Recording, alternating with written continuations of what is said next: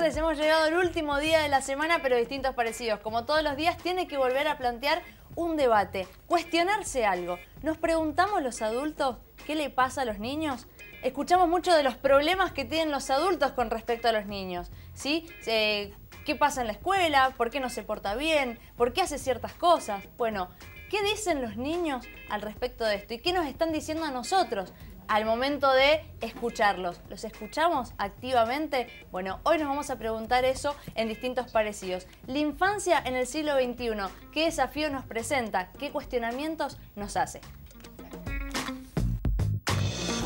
Vamos a estar hablando de diagnóstico y medicalización en la infancia. Lo que cambió fue la forma de clasificar los trastornos.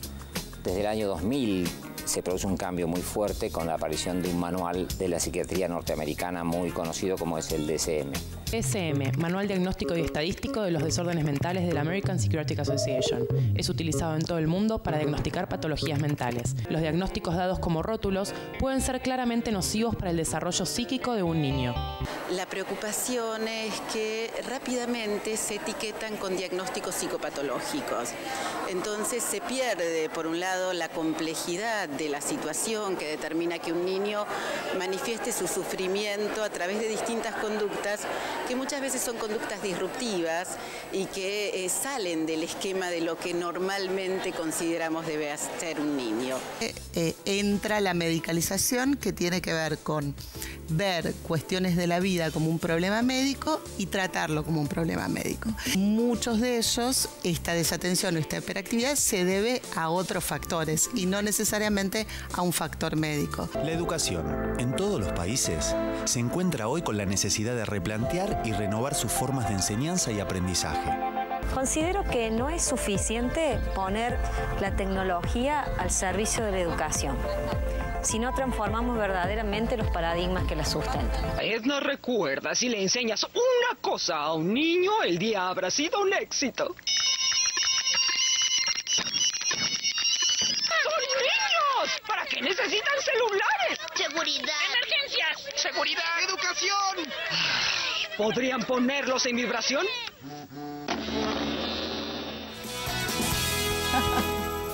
Bien, y a través de los medios, a través del humor también poder cuestionarnos esto, ¿no? ¿Qué nos plantean los niños hoy? ¿Son los mismos los tiempos de los niños al tiempo de los adultos? ¿Cómo contemplamos esos tiempos? Esa pregunta que hace el niño a veces no es en el idioma, ¿no? En el lenguaje de esto de palabras, se hace de otra forma, genera un ruido. A partir de ahí hay una respuesta del adulto. Muchas veces, como lo veíamos en el clip, es la medicalización una forma de respuesta. Bueno, vamos a seguir abriendo todas estas variables, todos estos tópicos para empezar a hablar de la infancia en el siglo XXI. Antes saludo a mi compañera Carolina, buenas tardes. Buenas tardes, Fer, y por supuesto saludamos a los que están del otro lado a través de www.universidad.com.ar, sino también a través de Canal 30 TDA, sino 22 de Supercanal Digital. Como bien decías, infancia en el siglo XXI.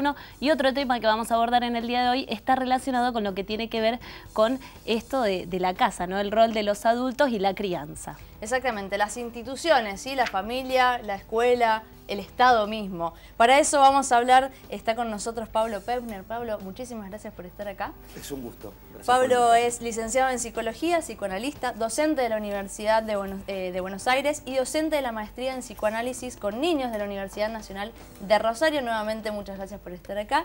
Y también muchísimas gracias a Adrián Blaustein por estar presente, médico psiquiatra infanto-juvenil y jefe del Servicio de Salud Mental del Hospital Dr. Humberto Nati. Muchísimas gracias, Adrián, por estar presente. Gracias a ustedes. Bueno, arranquemos, porque hay mucho para hablar. Así es. ¿Les parece? Bueno, en esto de que ustedes, tanto desde el ámbito privado, si se quiere, desde la clínica, y después desde el ámbito público, desde un hospital, ¿sí? Desde la salud mental en un hospital, interactúan con niños, abordan a los niños. Nos preguntamos muchas veces, lo decíamos, bueno, ¿qué demandan los padres con respecto a los niños? Pero queremos escucharlos a los niños y ustedes son los intermediarios. ¿Qué nos dirías hoy que nos están diciendo los niños? Bueno, la infancia en general. Es difícil hablar de la infancia en general, ¿no? En general uno tiende a la universalización y el psicoanálisis se aleja un poco de la perspectiva universalizante. Bien. Lo que podríamos decir generalmente es que los niños sufren. De eso no hay ninguna duda. Tanto como vos decías, los adultos también sufren de los niños. Ahora bien, esos sufrimientos adoptan diversas formas, diversas maneras y fundamentalmente entran en choque muchas veces con las expectativas del otro familiar, del otro escolar y del otro institucional en general. La niñez es un periodo no solo de construcción de la subjetividad, sino también de adaptación al mundo, de socialización, de construcción de lazos, y en cada una de esas áreas se puede construir un síntoma que, por supuesto, es lo más contingente que puede elegir un ser humano, es decir, es algo en donde hay un amplio margen de elección, ¿no? Entonces, cada uno de esos ejes de relación al otro puede ser un ámbito propicio para la construcción de un síntoma, tanto como su propio cuerpo. Bien. Y ahí tenemos que estar muy atentos porque el síntoma del cuerpo suele ser un poco engañoso. Bien, y más allá de no ir a la universalización, ¿no? Pero ¿cuáles son esos síntomas o los que más aparecen hoy en día? Y ya empezamos a abrirlo también con Adrián. ¿Cuáles son los síntomas que más se reconocen? Quizás ese sufrimiento, ¿no?, al que nos referimos. Bueno, yo creo que es complicado. Me estás poniendo en un aprieto con la pregunta, porque habría que hacer estadística, ¿no? Y en realidad es difícil hacer estadística. Hay temas, yo diría, hay toda una serie de problemas que vienen asociados con el uso de la tecnología, como veíamos en el clip inicial, por ejemplo. Hay todo un abanico de problemáticas. Luego tenemos las llamadas patologías graves, que se detectan cada vez más temprano, y también tenemos injerencia o nos ocupamos de esos casos. Y fundamentalmente el tema escolar, porque los niños pasan muchísimo tiempo en la escuela y la escuela es un ámbito muy propicio para la construcción de síntomas y para la manifestación de síntomas que también se presentan en una diversidad bastante importante, ¿no?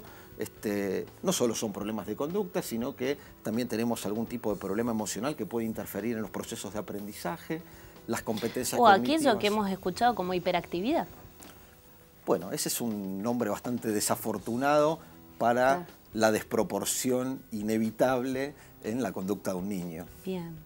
En ese sentido yo siento que es como que lo que genera la dificultad de esta época es, como vos recién decías, la escucha, que es una palabra que se utiliza mucho en el psicoanálisis, en cualquier terapia, y que sin embargo va como por dos canales distintos, dos acequias, jugando con la palabra mendocina, que yo diría que es como que a veces ni se cruzan. Por un lado, realmente lo que a veces puede ser disruptivo o natural en un niño, como la hiperactividad, pero que hay que controlar más que contener y no poder escuchar qué significa esto. Y por otro lado, como vos decías, al trabajar en una institución como el hospital, por la alta complejidad, somos lugar de internación y recibimos realmente la escucha. Y la escucha realmente a veces es muy dolorosa. Básicamente ha habido un cambio de consultas en cuanto a que antes podía ser la angustia o alguna crisis que no tenía las repercusiones que ya tiene concretamente en lo que puede ser un intento de autoeliminación, o como hay por momentos epidemias en relación a cortes que se hacen en el cuerpo. Muchas veces se atribuye esto a la tecnología y a los medios de comunicación, series de televisión y demás, pero realmente lo que vemos en lo real y lo concreto es que el sufrimiento es tal que solo lo pueden expresar a través del cuerpo, y ya no como era en otra época que siempre se ha estudiado, que es cuando frente a algún malestar o alguna dificultad podía aparecer un síntoma como en un niño o en un adulto a través de la angustia, los nervios, la tensión, las dificultades para dormir.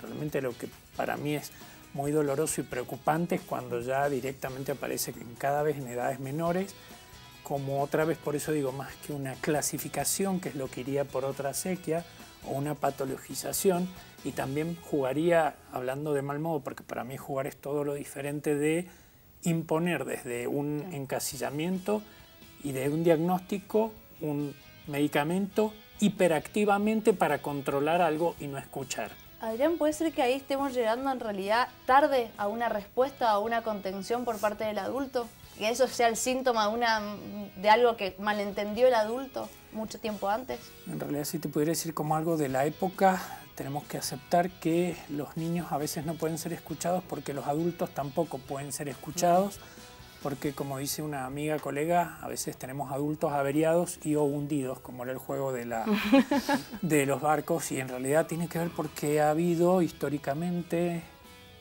toda una situación que da la complejidad de lo social y que no puede ser atribuido ni a un momento político u a otro para no caer en estas cuestiones.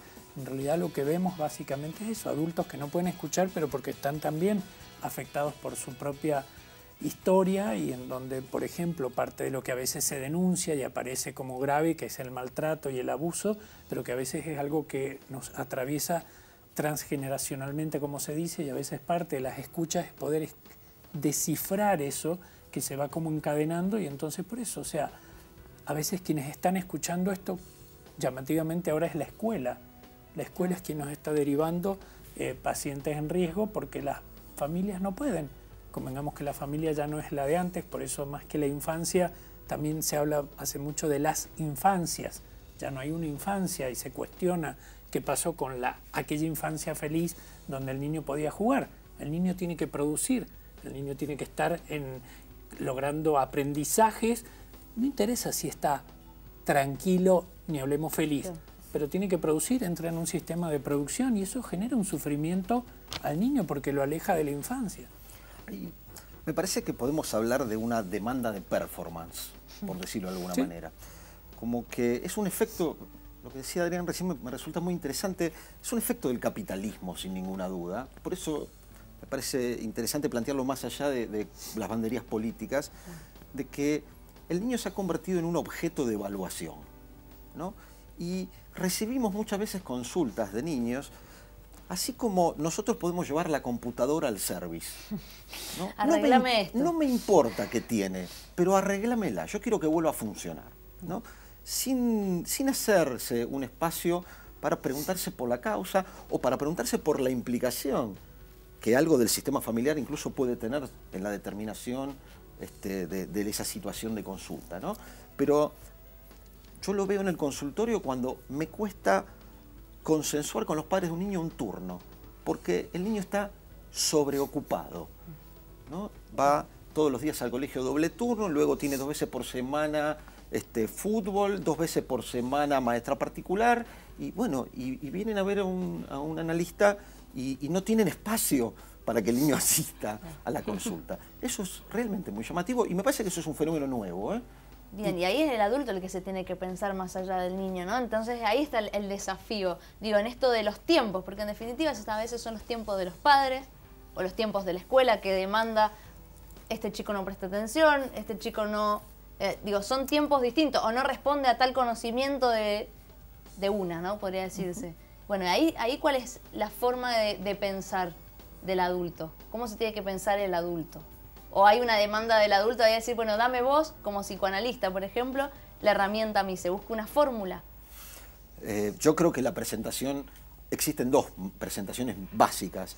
Una es la presentación de la que hablaba recién, en donde no hay ninguna pregunta y en donde se contrata a un profesional, o se va a ver a un profesional, a un hospital como mano de obra, ¿no? Al cual se le exige que desarrolle un trabajo.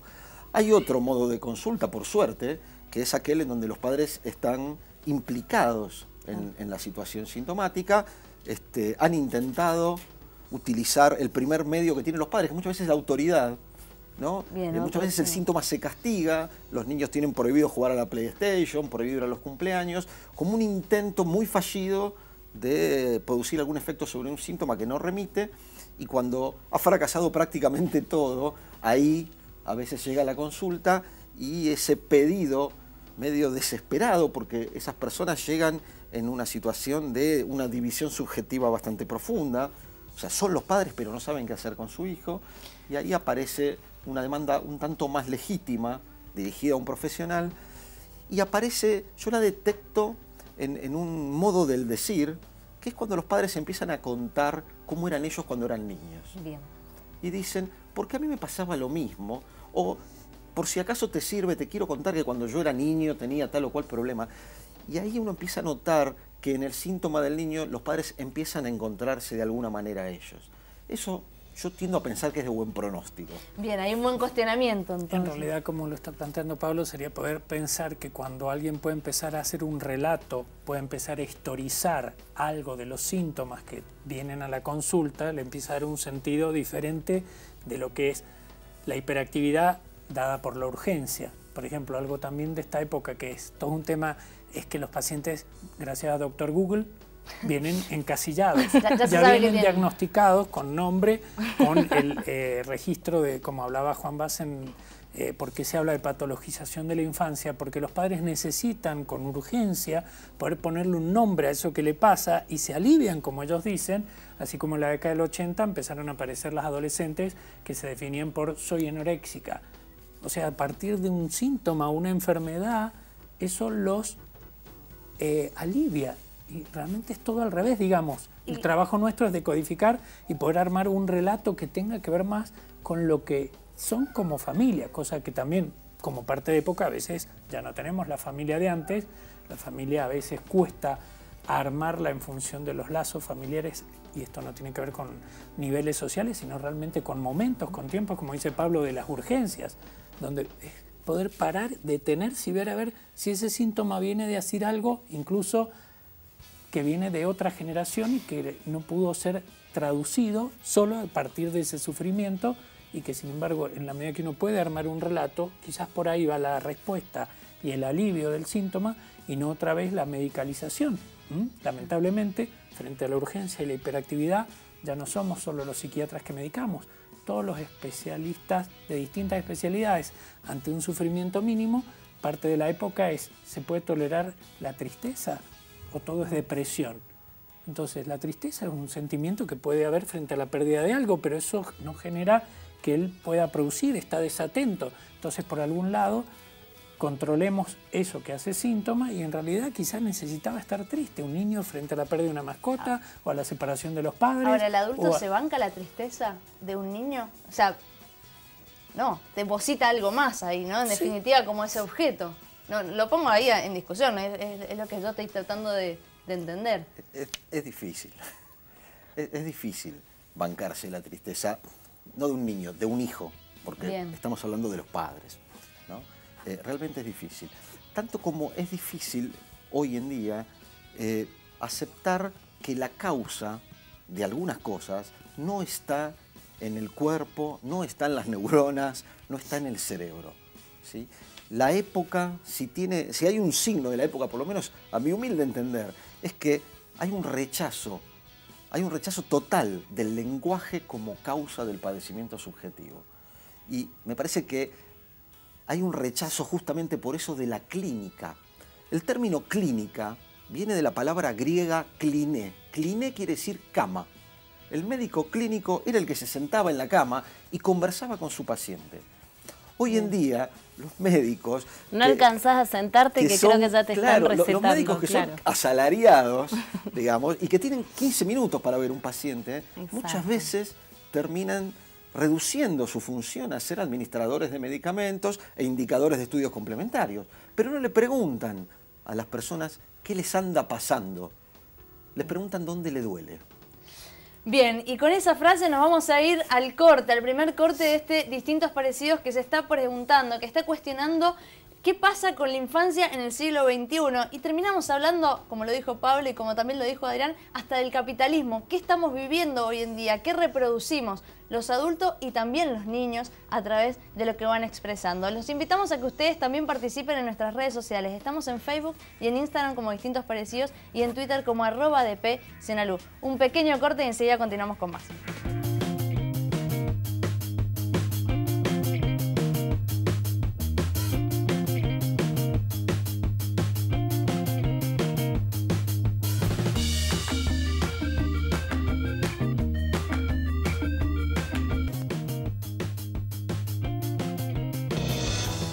Tenemos que pensar que la convivencia no es espontánea, la convivencia se construye. Un cambio cultural importante que pone en crisis los viejos mecanismos de autoridad viene dado por un nuevo reparto de las cartas entre los adultos y los jóvenes. Hoy el ejercicio de la autoridad pedagógica tiene que poder ser pensado en el sentido de cómo habilito a este chico, a esta chica, a nuevos procesos, a formas singulares en las que él o ella se puede expresar. La enseñanza es una actividad de ir, pero para retirarse, no para quedarse. Porque el otro tiene que aparecer en ese espacio donde uno se... La puesta de límites no tiene que pensarse como algo que va a obturar, como algo que va a cerrar. El límite que está puesto de manera adecuada es un límite que a la larga genera libertad, genera posibilidad de crecimiento. Un límite que obtura es un límite mal puesto. Hemos evolucionado para aprender mirando las cosas desde distintas perspectivas y conectándolas. Eso lo hacemos a través del juego. ¿No sería maravilloso tener esto presente al criar a los niños? Dejarlos jugar de pequeños y también cuando se hacen más grandes. Según su maestro, Charles Darwin nunca llegaría lejos porque pasaba demasiado tiempo jugando con insectos. Entonces, dejemos que los niños jueguen, porque el juego nunca es solo juego. En distintos parecidos hablando de la infancia en nuestra actualidad y se plantea el juego, se plantea el límite, se habla de falta de límites en esta infancia. ¿Es realmente ese el problema de la infancia, de la falta de límites? A mí me parece que hay que considerar primero que es un límite, porque un límite es una construcción simbólica. ¿Sí? Nosotros decimos que el límite entre Argentina y Chile es la cordillera de los Andes, pero todos sabemos que no es la cordillera de los Andes, es una línea que une las altas cumbres, es decir, que es una construcción totalmente simbólica. ¿Sí? Bien, para poder reconocer una construcción simbólica hace falta que el niño esté anclado en lo simbólico. Y nosotros trabajamos muchas veces y nos encontramos con niños cuyo anclaje simbólico es inestable. Es decir, ¿a qué nos referimos con el anclaje simbólico? Lo que quiero decir es que son niños que no están absolutamente incluidos en el código simbólico que organiza la cultura. Nosotros somos sujetos del lenguaje, ¿sí? Y necesitamos ese anclaje, necesitamos habitar ese código para poder reconocer algo tan simple como pareciera ser un límite. Entonces, el problema muchas veces no es que los niños no reconocen los límites, es que su estructura simbólica no les permite reconocerlos. Por lo menos no les permite reconocerlos simbólicamente. Cuando uno tiene una hinchada de fútbol, ¿sí? Para colocar un límite, no pinta una raya en el piso como hace en un aeropuerto, pone vallas. Es decir, hay recursos para que los límites que son simbólicos aparezcan en lo real, por ejemplo, como obstáculos o como una pequeña cinta colocada para hacer una fila en algún lugar. Entonces tenemos que poder adaptar el límite simbólico para que también sea comprendido por los niños que tienen una estructura simbólica inestable.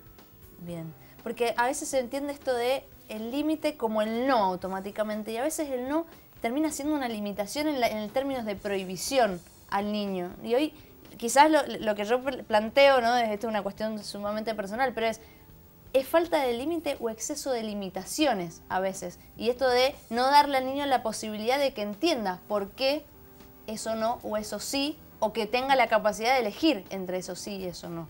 Lo dejo como una reflexión mía. Yo creo que hay miedo a poner límites porque otra vez tenemos siempre la duda entre lo que es ser autoridad y ser autoritario, ser claro y ser seguro en lo que estoy tratando de transmitir. Hay un libro de hace muchos años de Jaime Barilco que se llama El miedo a los hijos y que yo siempre cito el primer ejemplo que tiene que ver un poco, como decía Pablo, él dice que es como ir por una ruta de noche y notar que algo pasa pero no saber bien qué, hasta que empieza a ver en el camino una ruta demarcada al costado, una línea blanca, una línea punteada doble al medio y otra línea blanca al otro lado. Y ahí se da cuenta que el límite no es algo rígido, fijo, sino que es un espacio que contiene. Por ejemplo, algo de la época que con lo que yo siempre juego con los padres como pregunta de decir una palabra o frase que usan todos los niños, primero los adolescentes y ahora los niños, frente a ya voy.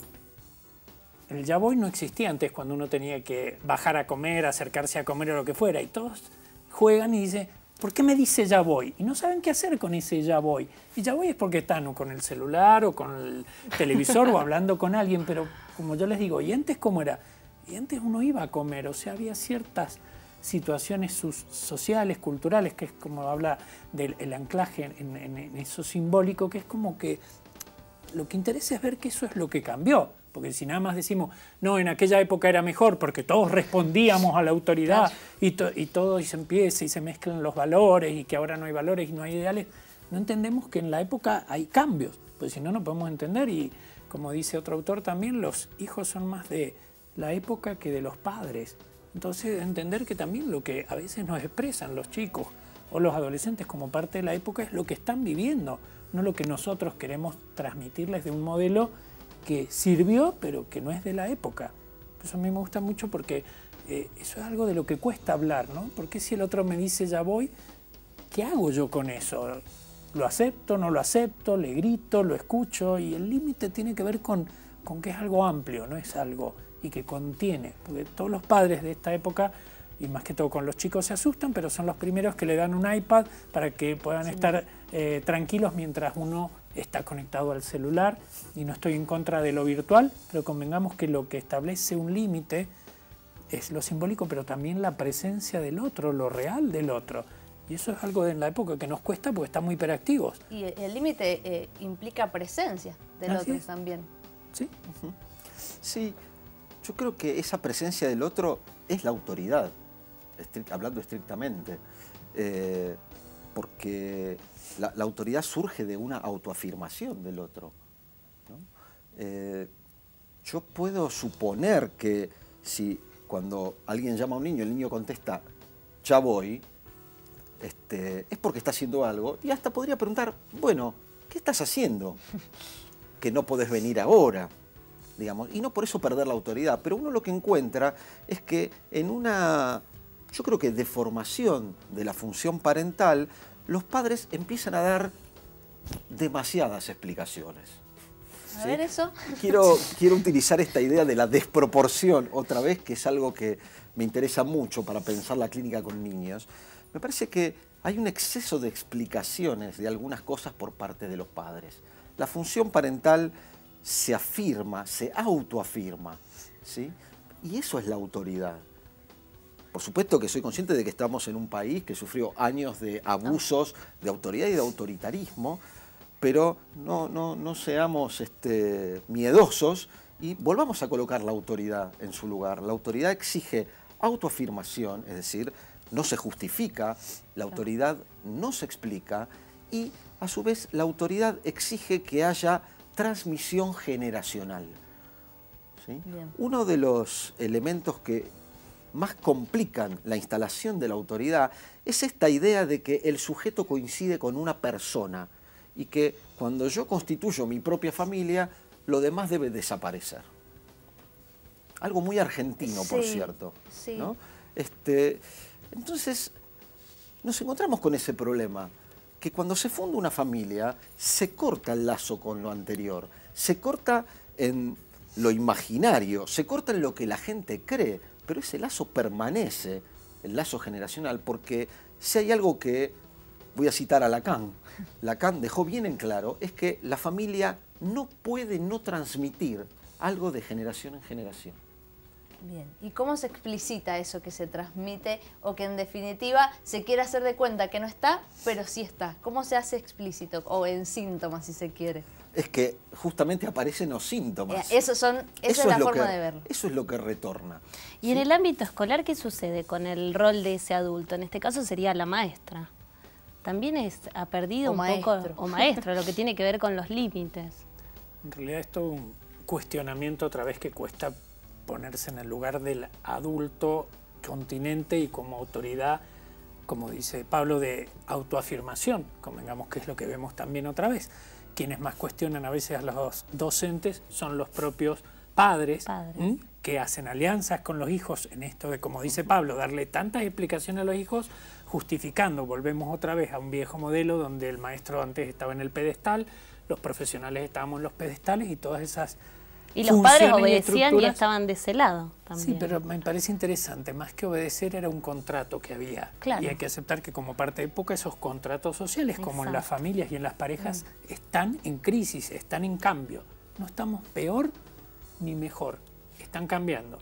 En la medida que eso no está, resulta ser disruptivo porque ese chico, si está con un problema de que no presta atención, enseguida hay que derivarlo al gabinete, del gabinete hay que derivarlo al neurólogo, el neurólogo lo va a medicar para que sea productivo y quizá algo le estaba pasando en la familia, pero por supuesto la terapia, incluso en la que podemos participar, terminamos siendo, entre comillas, como cómplices, por decir de alguna forma, porque también desde la psiquiatría es todo un tema, la medicalización que hay de todo síntoma frente a esta urgencia, como se le llama ahora también, la urgencia subjetiva, que es realmente entender a veces que el paciente viene con algo que ni siquiera sabe qué es, pero en la medida que puede establecer un vínculo y a partir de ahí sentir que hay una demanda, pero si la demanda viene de la escuela porque quiere eso, no podemos entender de dónde viene el síntoma. Y yo lamentablemente sí lo que digo siempre, aunque suene muy duro, que todo niño que golpea en la escuela o insulta, no lo aprendió yendo por la calle. Es algo que circule más que todo en su ambiente.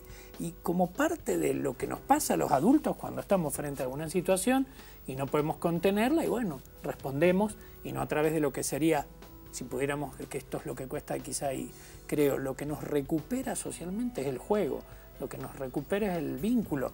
Y el juego es propio de los chicos, el juego espontáneo, el juego natural, y que después se hace un juego con reglas. Entonces me parece que también tenemos que empezar a poder pensar que un buen límite a veces es poder jugar, y eso es algo que se ha dejado de lado.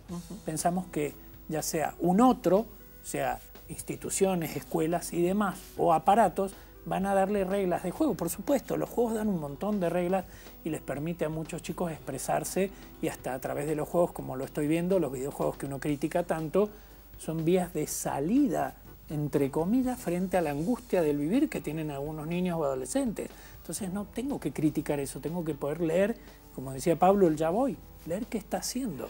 Pablo, ¿coincidís en que hay que volver al juego? Sí, coincido porque, como decía muy bien Adrián, veo que la familia ya no juega, ¿no? Estamos todos muy ocupados y las familias no juegan. Les voy a contar brevemente una pequeña historia de un niño con el cual estoy trabajando, cuyos padres se están quejando todo el tiempo de que el niño juega a Star Wars, la guerra de las galaxias. ¿Sí? Ahora, es interesante porque es un niño con un diagnóstico delicado. Sin embargo, lo que yo he podido verificar es que ese juego de Star Wars, digamos, es una búsqueda del padre. La saga de Star Wars se trata de encontrar quién es el padre. Cada trilogía, digamos, coloca un padre como pregunta y se trata de encontrarlo. Y este niño está jugando eso en los encuentros, pero había que leerlo, mientras que sus padres ya estaban aburridos de que ese niño jugara eso y rechazaban por completo participar de ese juego. El juego, como toda construcción del lenguaje, siempre dice algo más de lo que parece decir, ¿no? El juego, cuando un niño juega, juego simbólico, digamos, el juego simbólico siempre permite jugar, siempre permite que se juegue, digámoslo así, algo más de lo que se está jugando. Y ahí uno puede intentar hacer alguna lectura, alguna escucha de algo que puede ser en algún punto, no sé si liberador, pero sí que puede aportar una nueva vía para elaborar ese sufrimiento que está apareciendo. Puede ser esto del juego y el adulto. A ver, el juego implica ser participante para jugar. Si no, uno lo ve de afuera y termina siendo juez. Digo, en esto de decir, bueno, no, el juego no sirve o el juego lo está haciendo mal, pero no el jugar y entender el mecanismo del juego. Quizás eso es lo que está faltando y termina siendo parte de esto del tiempo, del compromiso al momento de esa relación con este otro que es un niño. Sí, quizás si no ese papá que dice está todo el día con el jueguito, no es participante y el nene de alguna forma se ausenta de su realidad. Bien, vamos a seguir hablando de esto, por supuesto. Yo estoy hipermetida, se me generan 1000 preguntas. Ojalá eso a ustedes también les esté pasando del otro lado de la pantalla. Si es así, si tienen ganas de comentarnos algo al respecto, estamos en las redes sociales. Estamos en Facebook y en Instagram como Distintos Parecidos y en Twitter como @dp100alumnos. Nosotros nos vamos al corte, seguimos hablando, pero nosotros volvemos en un ratito con más Distintos Parecidos.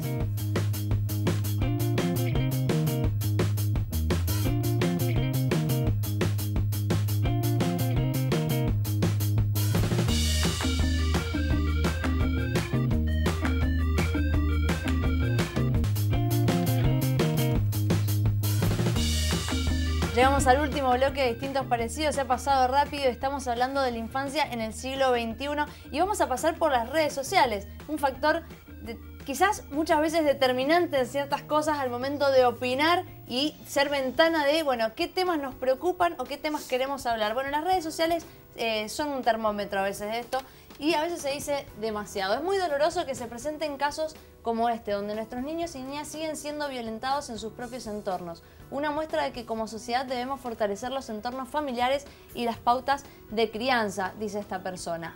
Vamos al otro, dice, con el afán de tener hijos perfectos nos olvidamos de apreciar a los hijos reales. Respetemos sus diferencias. Crianza, niños, infancia y no sé cuál era el último hashtag. UNICEF Argentina en su Twitter dice, el 7 de junio el comité publicará un informe con recomendaciones para enfrentar los desafíos relacionados a la situación de los niños y adolescentes. Sugirió que se comparta también con ellos en lenguaje accesible y en lenguas originarias. Ese es el tuit. Y otro dice, según datos de UNICEF, 7 de cada 10 niños en la Argentina sufren una crianza violenta. Dice este tuit. Uno más. Para poder establecer hábitos que promuevan la protección de nuestros niños, se deben revisar y analizar las conductas habituales en familia y los estilos de crianza de ambos padres. ¿Harían alguna acotación con respecto a lo que acabamos de leer? Bueno, yo diría algo sobre la crianza. Bien. Así como los animales crían en la naturaleza a sus cachorros a través del instinto, y el instinto es un manual de crianza, el instinto hace que la crianza animal, me refiero a la vida salvaje, sea perfecta, los seres humanos no tenemos un manual de crianza de nuestros niños. Vos sabés que recién uno de los tweets decía pautas de crianza. ¿Hay pautas de crianza? Yo debería decir inmediatamente que no. Yo debería decir que... Pero como las brujas no existen, pero que las hay. En la pediatría existía la puericultura, y es eso que supuestamente el pediatra tiene para la familia un rol fundamental en darle pautas de lo que es una crianza. Entonces bueno, esto también la escuela para padres de la década del 60, por parte de la psicología también. Una psicología que coqueteaba con el psicoanálisis en ese momento. Pero la realidad es que la crianza es un proceso en donde hay que inventar todo el tiempo. Hay que inventar todo el tiempo y hay algo muy interesante que uno verifica en la clínica, pero con adultos. Alcanza con colocar un adulto en el diván para que el adulto empiece a quejarse de lo poco que le dieron o de lo mucho que le dieron cuando era niño.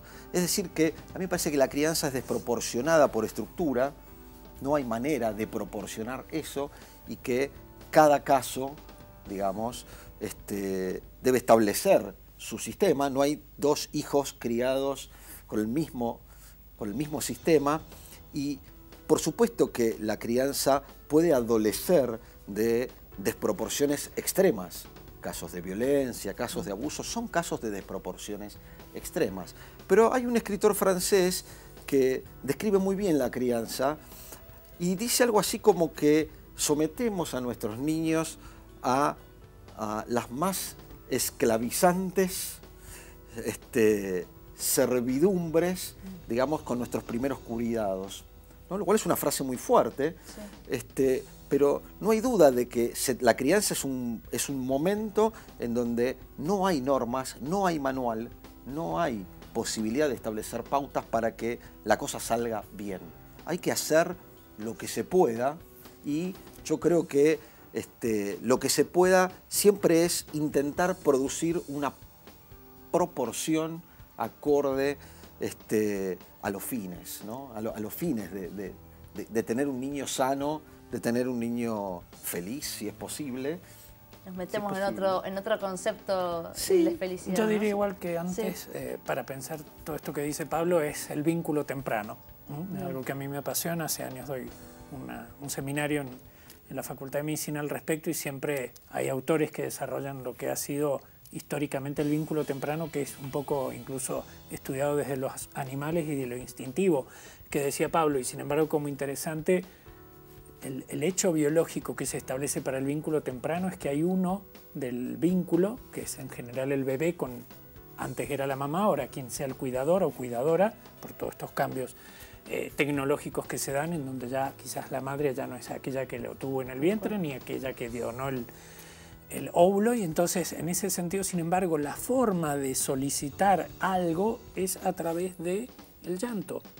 Es la necesidad que tenemos instintivamente y tiene que haber un otro que pueda decodificarnos. Entonces ya para mí desde el vínculo temprano se va dando la escucha, si es posible, la necesidad de codificar.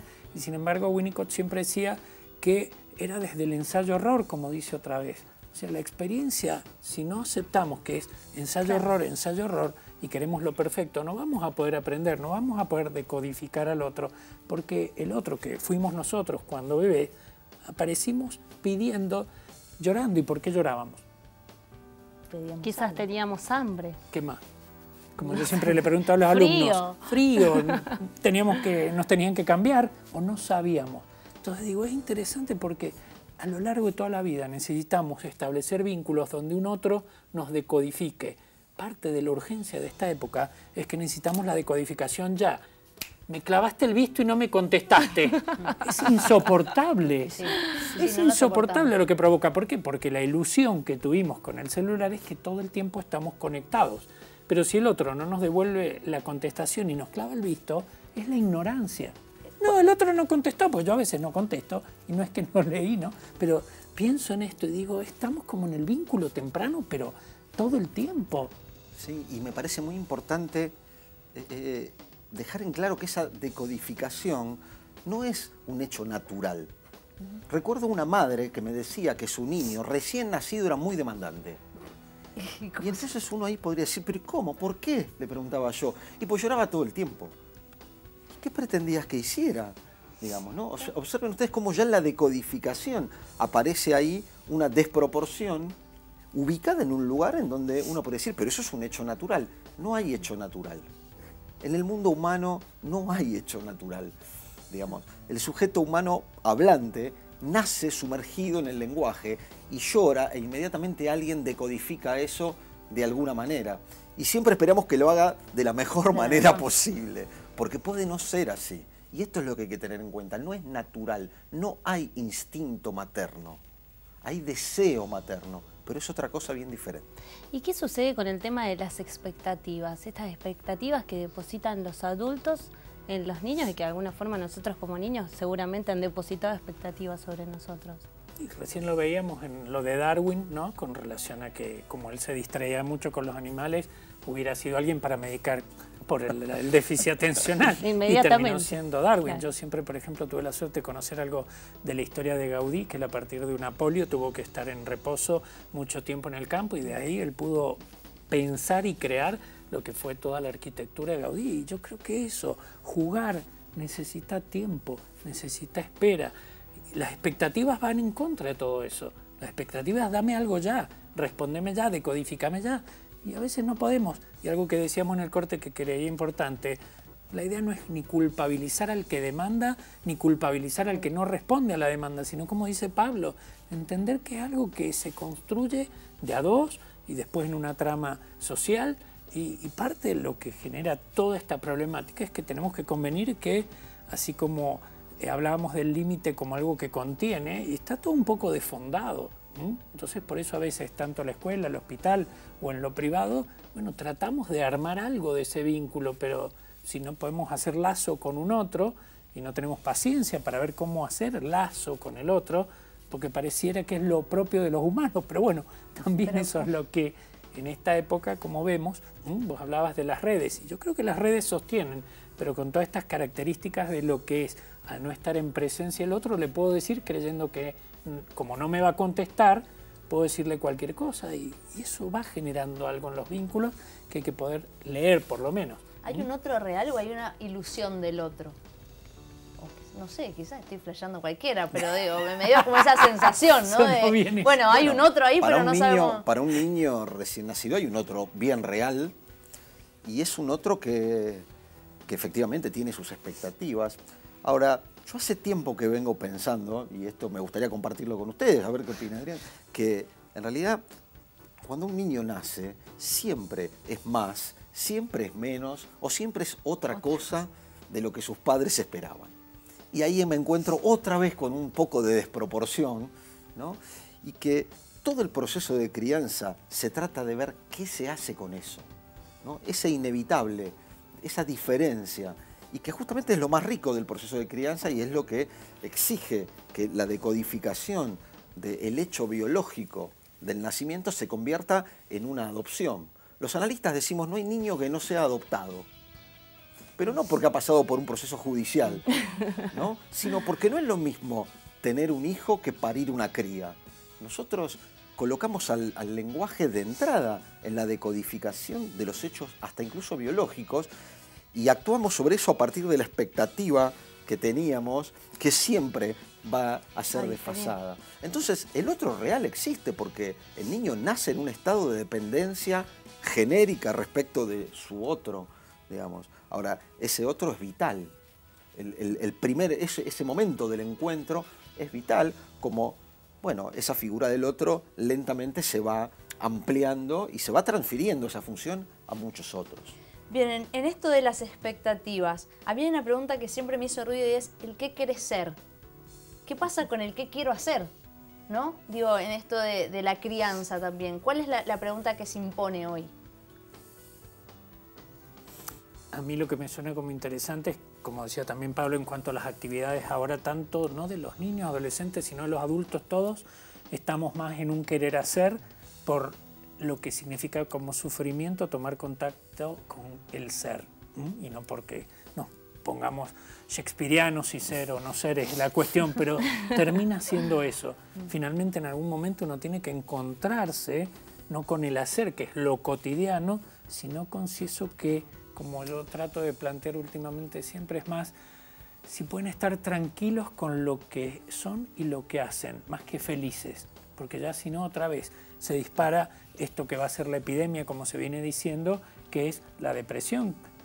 Venimos con distintas epidemias, déficit atencional, ahora son las patologías graves o el autismo, pero sí se sabe que vamos encaminados a la depresión. Y la depresión tiene que ver con las expectativas y con la exigencia, y no tolerar lo que somos. Y que ese solo ser ya genera un cierto sufrimiento, una angustia, con la que, bueno, es lo que nos venimos a encontrar como humanos, y sin embargo en el encuentro con el otro también podemos encontrar un goce, una satisfacción, el deseo de estar vivos y eso. Es que sin duda es una tarea muy difícil, digo, habitar el otro, formar parte del otro, pero de alguna manera diferenciarnos, ¿no? Y ese es el trabajo de un niño. El tema es la diferencia. ¿Soportamos la diferencia? La necesitamos, porque si no nos disolvemos, desaparecemos en el otro, ¿no? Entonces queremos formar parte del otro, todos queremos participar de la cosa social, pero a su vez queremos no desaparecer ahí y conservar algo de cada uno, ¿no? Yo creo que ese es el gran trabajo de la primera socialización de la infancia. Bien. Y por eso la pregunta que vos planteabas es difícil de responder, porque yo creo que entra en la intersección de estos dos problemas, ¿no? La identidad propia, que es la diferencia, y ese punto en donde yo puedo enganchar y articular con los otros. Bien. Vos hablaste de la diferencia también en el corte, ¿no? Pero en relación a quizás a la institucionalización de la infancia, ya hablando en términos de el Estado o cómo empiezan a funcionar otras instituciones justamente, ¿no? En las problemáticas sociales. Más que todo porque a veces es como lo que intenta dar respuesta como puede a estas problemáticas donde otra vez la crisis de la familia o las nuevas familias, como se llama hace mucho, ya no es esa familia nuclear típica, lo sabemos claramente, pero realmente antes esto era como criticado y ahora tenemos que trabajar con lo posible, lo real, que son cómo se conforman esas familias, insisto, a todos los niveles. Pero a veces, bueno, así como la escuela todavía tiene un modelo donde está el que enseña en un lugar y transmite al otro que está sentado y eso se va entendiendo que puede ir cambiando, en realidad yo siempre digo que los que nos van enseñando son los pacientes, los pacientes ya no se ubican como antes frente al médico y esperando que les digamos algo. Entonces, todo ese diálogo que parte de la época ayuda a pensar que otra vez las instituciones tenemos que replantearnos. Pero sí es cierto que algunos autores hablan de poder alojar realmente al otro, en esto que decía Pablo, de poder ser algo que no es estar solo en la cabeza, sino realmente a veces hay que alojarlo, sostenerlo, contenerlo e incluso la violencia del otro, que es algo de lo humano. Entonces realmente en relación a la adopción, digo, el poder alojar al otro es toda una cuestión. Winnicott hablaba de que un término inglés con el holding, que es como yo siempre enseño, que es el sostén que hace el cuidador del bebé, pero que no es un sostén físico nada más, es un sostén emocional. Y estamos siempre necesitando ese sostén emocional y físico. y es apuntalarnos en el otro. Y hay otro, por supuesto, y el juego enseña un poco esto, que es lo interesante. ¿Ah? Bien, me queda la pregunta, ¿no? de quizás abrirlo para otro debate en otro momento, esto de, bueno, hablamos de la institución de la familia, hablamos de la educación, de la escuela en sí misma, y nos queda, por supuesto, la parte del Estado, ¿no? En cómo reacciona y si contiene desde la emoción o a veces simplemente da respuestas ya establecidas, ya normalizadas en ciertas cosas, ¿no? Lo dejamos abierto, es un cierre abierto. Este final de viernes es abierto, un programa para pensar. Muchísimas gracias, Adrián, por haber venido, por haber estado presente en este Distintos Parecidos. Pablo, mil gracias también por haber estado acá. Bueno, espero que lo hayan pasado bien. Yo me llevo 1000 preguntas y dejé abiertos más debates. No, la verdad que yo lo que me llevo es que es el tema del juego, ¿no? Hay que volver al juego, la importancia del juego en la familia. Bueno, ya vimos que los niños cuestionan, a través de los niños nos podemos preguntar nosotros como niños o viéndonos cuando éramos niños, nos podemos seguir generando más respuestas y más preguntas sobre todo, más cuestionamiento, porque el cuestionarlo, como lo hemos visto, nos lleva a pensar en qué vivimos a diario, qué sostenemos a diario, qué reproducimos. No nos queda más tiempo, nos vamos a reencontrar después del fin de semana. Así que, como todos los días, muchas gracias por haber estado allí, muchas gracias a nuestros invitados, buen fin de semana para todos y nos reencontramos el lunes a las 19 horas con un nuevo Distintos Parecidos.